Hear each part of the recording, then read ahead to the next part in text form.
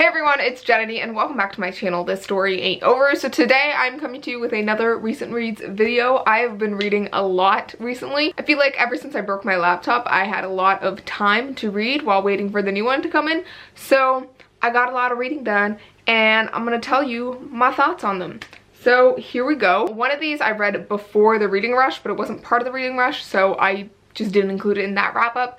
And then the rest I read after the reading rush, up until about mid-August right now when I'm filming this, kind of late August, I don't know, yeah. So I have 5 books? No. So I have 7 books to talk about, 5 of which I have physical copies of, 1 of which I have an ebook copy of, and 1 of which I DNF'd and do not own.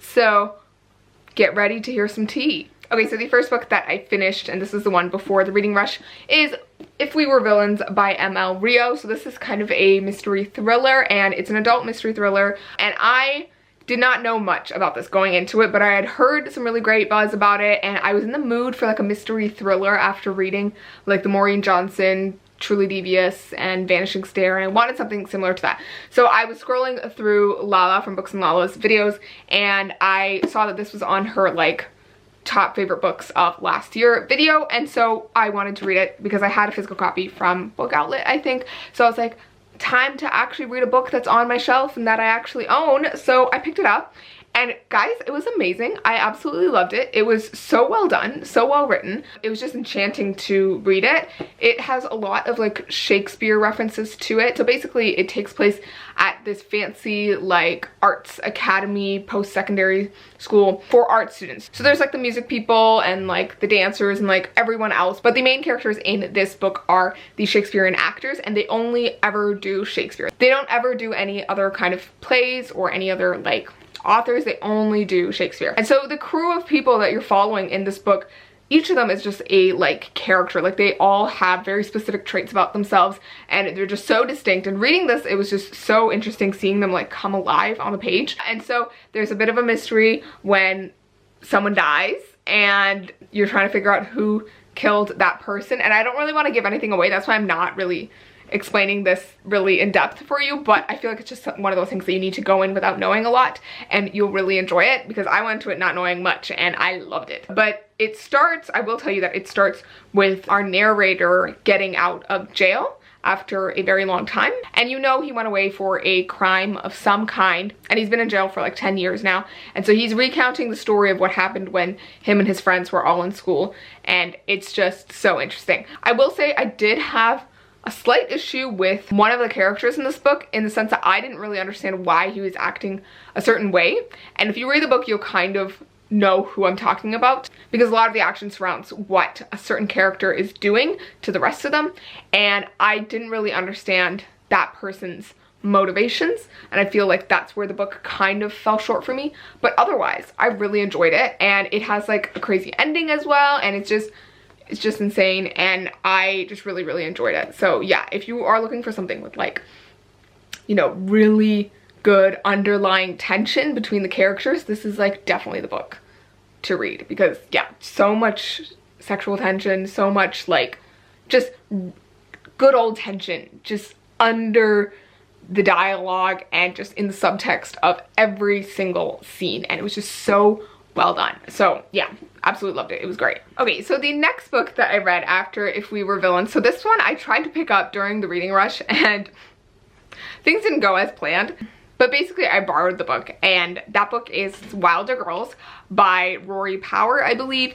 And basically I picked it up because I thought it was interesting, and I had heard a lot of people liked it, and quickly as I started to read it and got like into it, I realized it really wasn't the book for me. This is a book that kind of has a horror element to it, and I can't even remember most of what happens in this book, but basically the premise is that it's about this like school of girls who are stranded like where their school was, I guess, and it's like in the middle of nowhere, and there's like this disease that kind of breaks out, and so in order to contain that, you know, these girls are like kept where they are, and each of them is starting to show the disease in a very strange and weird way. So some of them like grow a second spine, some of them have like gills, and some of them like have weird things coming out of them, and it's just really crazy and creepy. And so that was basically the premise of the book. And it seemed interesting, and I got more of a dystopian-ish vibe from it, like hearing about the premise, and I feel like I was expecting more of that kind of thing. But what I got was not what I really wanted. So it does have a bit of a horror aspect to it, but like, it's not that I don't like horror, it's that I felt like the book, the characters just weren't fleshed out. They were just kind of going through motions, but I didn't really care about them. Like, I had an extremely hard time connecting to any of the characters in that book.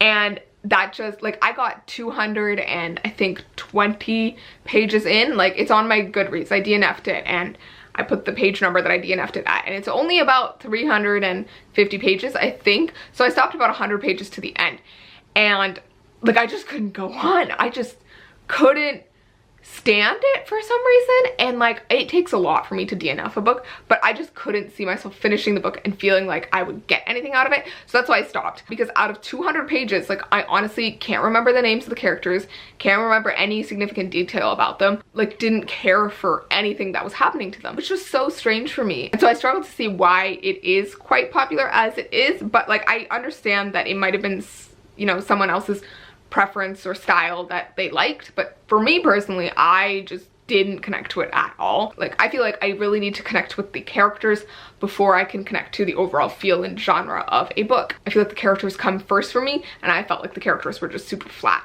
in this one. That's all I really have to say about this one. I don't know. Like, if you enjoyed this, like, I'd really love to hear your thoughts on it and like what you thought of the book, because for the life of me, I just don't understand why I didn't like it and why it just totally fell low on my expectations. I feel like I was just really weirdly disappointed by it, and it was just such a weird thing for me. I am more confused than like hating on it. Like, I'm sure like maybe if I like picked it up again, possibly I would understand it more and like it more, but for some reason I just really didn't enjoy it. So yeah, that's my feelings on Wilder Girls. I don't know, it was weird. And I think like that was the overall overwhelming feeling that I had about it. Confusion and weird. Like, also, yeah, confusion was a big one. I felt like there wasn't much happening, but the few things that did happen, none of them made sense to me. And so I didn't get the reasoning of half the things that were happening in the book, and that also bothered me. Like, I didn't get the internal logic of the book. Yeah. I don't know. That wasn't a very coherent review of that book, but yes. If you like the book, please let me know what you thought of it, because I'd love to know and just dissect why and just compare with what I remember of the book, because yeah, it takes a lot for me to not like a book. So yeah. Okay, the next book that I read, and this was the first book that I read after the reading rush, and that was With the Fire on High by Elizabeth Acevedo. So this is the second book by Elizabeth Acevedo. The first book that she wrote, her debut book, was The Poet X, and it's a book told in verse, and it follows an Afro-Latina main character. And so this book is quite similar in the sense that like it's another Afro-Latina main character. She is half Puerto Rican, but this one, unlike its predecessor, is not told in verse, and I think I actually liked this one maybe slightly better. I really loved The Poet X, but that one was more of like an intense and like heavy read, whereas this one I felt like was a lot lighter and a lot more happy, I feel like, and I really enjoyed that aspect of it. But basically it follows her main character, Imani Santiago, who is a girl who got pregnant in her 9th grade, and she's been raising her daughter for the past 2 years, and she's currently in her last year of high school. She's in 12th grade and she's about to graduate soon, and she's having this like looming pressure of what she's going to do after high school ends. But you know, all she can really focus on is, you know, her daughter and, you know, being with her abuela and just, you know, being secure in the life that she has right now. But Imani has this incredible talent for cooking, and so that's something that shines through throughout the book. And just the descriptions of the food throughout this book just made me so hungry, and I really wanted to eat all the food. But she has like this kind of really amazing talent to really evoke feeling in people when they eat her food. And so when at school there's like this offering for this like special cooking class, I think it's like Spanish food specifically, but the class has this like trip to Spain at the end of the 2nd semester, and she doesn't know if she can afford it. And you know, she's just juggling so many concerns with money and with her daughter and with her abuela and just getting her own life in order. And I just love this book so much. It was so well done. Imani was such a grown-up, hardworking character. Like, she's so young, but she has so many years behind her, so much experience behind her, and she's trying her hardest to make the best of the situation that she has. And you also see her kind of confronting the stereotypes that people have for her as a teen mother, and that was just really interesting as well. There's also a bit of a romance in this book, which I really liked as well, and there's just a really strong sense of family as well. Imani definitely doesn't have the most typical family structure, not only in like her own personal life, but you know, her family, like her parents and all that. It's not the most typical family structure, and so you're also seeing that as well. And I just love this so much. I just cared so much about Imani and all the other characters. She also has a lesbian best friend who is just so awesome. I loved her and hearing about her relationship with this girl at school, and like, it was just so great. So yeah, overall, I really love this, and it's a really quick read as well. All the chapters are super short. I also really recommend listening to the audiobook if you're going to read this, because that was just really nice, and you just hear all the Spanish words that come up. Like, that was just really great. So definitely love this. There's also this really nice relationship between her and the teacher who teaches the cooking class at her school, so that was also really nice. But yeah. Okay, the next book is one that like tore me to pieces, and like I was crying at like different parts of the book, and like I was just wrecked by this. And I like went into this knowing that it was probably going to be good. I'd heard some really amazing things about it, and I bought it from Book Outlet so long ago because I saw it on sale and I knew that people thought it was like a good book, and so I was like, I'm just gonna buy it. And then I never got around to reading it, and it's been sitting on my shelf for like the past, I think, year, maybe a year and a half, and I'm so glad I finally read it because it was just amazing. And that book is The Female of the Species by Mindy McGinnis. This book was like a punch to the gut, and it like just takes you by the throat and just like takes you with it. Basically, if you don't know, this book follows 3 different main characters. So the first one is Alex Kraft, whose older sister was brutally raped and murdered like before the book even starts. And so Alex is kind of dealing with the anger that she feels towards what happened to her sister and the small town that she lives in and the people who allowed this to happen. And then the book also follows 2 other characters. So one is PK, who is the preacher's kid, so that's why PK, and she is kind of trying to confront these stereotypes that people have for the preacher's kid, but she's also dealing with a breakup, and she ends up in this kind of unlikely friendship with Alex Kraft, and she sees a side of Alex that no one else has seen before. And then there's the last character of Jack, who is a boy who was like the most popular kid at school, and he had like basically everything going for him. But at the beginning of this book, he is making a conscious effort to be a better person, especially after the complacent kind of role that he played in Alex's sister's death. And I feel like there's no real way to explain this book without like reading it. You really need to read it to experience it. This is a book that like confronts rape culture and like all of the jokes and excuses and the little ways we just brush aside like terrible behavior of that kind of, you know, perpetuates rape culture. And you just see that kind of act out on page, and it's just crazy. I really love this book, and like I couldn't stop reading. I read this in a single day. It was almost like a single sitting as well. I think I only got up like once or twice in between to go to the bathroom and like get food, but otherwise like I sat and I read this book and I couldn't stop because it was just so compelling as well. All the characters were just so three-dimensional. I really felt for each of the characters, especially Alex Kraft. She is not the most likable character, but I felt so much for her. In this book, she's kind of opening up to the other 2 main characters, and she's discovering a side of herself that she's kind of locked away ever since her sister's death. And so you're seeing her open up, and it was really quite endearing, and I just felt so much for her. So I really enjoyed that part of the book as well. But yeah, this book definitely isn't like a happy book. It's definitely not like a light read. It's definitely super intense and really heavy and just crazy at some points, but I think it's such a valuable, powerful read, and I like cannot recommend it enough. So like please go pick this up because it was just amazing and I loved it so much. Okay, the next book that I read after The Female of the Species was Undead Girl Gang by Lily Anderson. So I've had this book on my shelves for the longest time, and I feel like this recent reads wrap up is like the first time that I've read like multiple books on my shelves that I've had on my shelves for like a really long time. So I'm reading a lot of backlist titles and I'm very proud of myself. So yeah.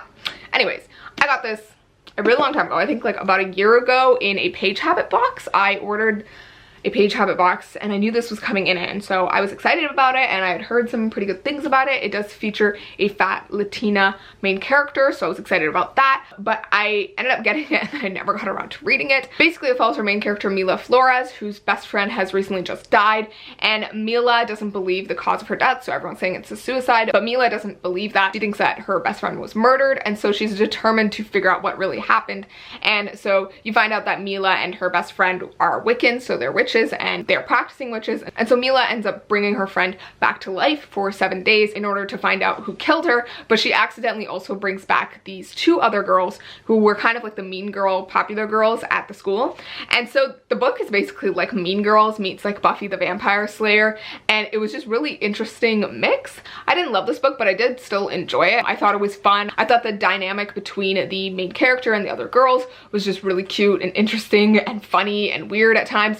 You know, Mila really does express her emotions, and she realizes that her relationship with her best friend is a lot more complicated than she realized. And there's also a really nice character arc with the other 2 girls, the mean girls, in the book as well. So I overall really enjoyed it. It was just really interesting. It also has like a mystery to it, obviously, because you're trying to figure out who killed these girls. But yeah, I had a lot of fun with it. I don't have like super strong feelings about this one, but I did think it was worth the read. It was a lot of fun. I also thought it was really cool because the Page Habit version that I got came with like these little annotations from the author, so little stickies with the author's like thoughts or comments about like her process while writing the book, and I thought that that was really cool. I loved that the main character was really diverse, and I overall just thought it was an enjoyable read. I also just really loved kind of the girl power vibe of the book, so that was really nice as well. Okay, the next book that I finished a couple days ago, and that was On the Come Up by Angie Thomas.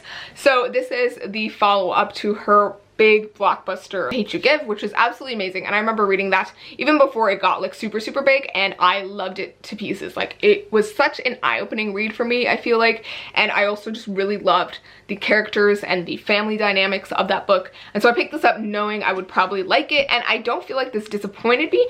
I just don't feel like I liked it as much as the Hate U Give, only because I didn't feel like I vibed with the main characters' decisions as much in this one as I did with like the Hate U Give, but I also really understood where her decisions were coming from in this book. So basically, if you don't know, this book follows her main character Brianna Jackson. She comes from Garden Heights, so the same place that the Hate U Give is set in, and the whole time Brianna's been growing up, she's never had a lot of money. Her father was a rapper who was killed when she was really young. She has an older brother, and then she has a really complicated relationship with her mother, who she doesn't really refer to as her mother. She calls her Jay because of something that happened when she was younger. So her mother, although she lives with her during this book, before the book starts, I think 8 years before that, her mother became addicted to drugs, and so she ended up leaving Brianna and her brother with their grandparents to live, and then multiple years later, after she finally became clean, she ended up taking them back. And so ever since then, Brianna's had like this complicated relationship with her mother, and so that's kind of Brianna's family situation. And so they've been subsisting off of their mother's income and her brother's income, but it's never been enough. I really felt for Brianna and her family and how hard they were working to make ends meet, but you know, sometimes it just doesn't work out, and I really felt for that. Brianna herself is a very ambitious character. She wants to become a rapper. That is her dream. She wants to become a like famous rapper, someone with like a really huge record deal, so that she can finally take her family out of Garden Heights, out of poverty, and you know, help them. And that is her main goal throughout the book. And I thought that this book was really powerful on its own. I just felt like there were a lot of decisions that Brianna made in the book that I didn't totally agree with, which is why I didn't like it as much, but I completely understand why she made those decisions. Coming from the situation that she's in, I don't feel like there was any other way she could have acted, any other way that she would have wanted to act, and it was very true to her character. I think the one thing that just annoyed me was that she had so many people around her telling her not to do something or telling her the consequences of her actions. She wasn't really taking that in and taking that advice, and so I think that's what annoyed me, but it also made sense since she is a teenager in high school. Like, I wouldn't expect her to act any differently. It was just slightly frustrating to watch is what I'm getting at. But I still really love this. I still thought it was really amazing. There's a bit of a romance in here as well. There's, you know, a relationship with her friends as well that was really nice. And also just the family relationship between her and her brother and her mother. And seeing those relationships evolve and grow was just so endearing.